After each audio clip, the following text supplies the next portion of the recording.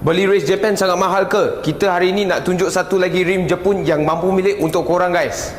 Okay guys, rim yang Wan Cina hari ini nak review ialah rim daripada jenama Wet Sport buatan Jepun SA62R. Okay, spek untuk rim ini adalah 18x8.5 offset 35. Warna dia ialah satin bronze. Okay, satin bronze ialah bronze yang warna matte lah. Okay, kita kalau sentuh-sentuh rasa-rasa warna ni, okay, memang sedap lah. Kita boleh nampak finishing daripada Jepun ini semua sangat cantik lah. Kita boleh nampak cap dia ni bronze yang kilat. Okey, sangat-sangat cantik. Rasa macam minimalistik. Okey, sangat cun. Wan Cina memang sangat suka sebab kita pun dah tak sabar nak review rim ni, baru sampai saja kedai. Okey. Dan juga rim ini adalah flow foaming. Flow foaming teknologi daripada Jepun, Wet Sport dia sendiri. Okey, rim ini berat dia nanti kita timbang.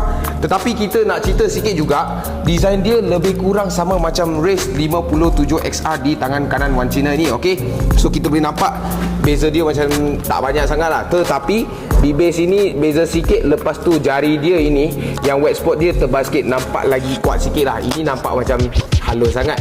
Mungkin ada orang yang tak suka halus-halus sangat kan, dia boleh ambil yang Wet Sport ini. Okey, lepas tu warna dia, okey, warna dia memang yang paling Wan Cina suka lah. Baru tadi kita cakap warna satin bronze. Okey, satin bronze ini tak dapat banyak atas kereta lain Okey, kalau warna ini sangat sesuai untuk kereta warna hitam, warna putih ataupun warna merah. Okey, warna lain pun boleh juga, tetapi tengoklah korang suka ke tak lah, sebab semua orang punya taste pun tak sama. Okey, so kita timbang dulu, tengok berat rim ni berapa guys. Okey guys, kita timbang berat dia dulu. Okey, 9.25 kilo sahaja untuk rim Jepun 18 inci Wet Sport SA62R. Okey, kebanyakan rim original 18 dah 10 lebih kilo, memang sangat berat. Kalau korang nak kereta korang ringan sikit, bolehlah ambil rim Jepun ini. Sangat cun, sangat ringan dan juga sangat cantik. Cun dengan cantik sama kan?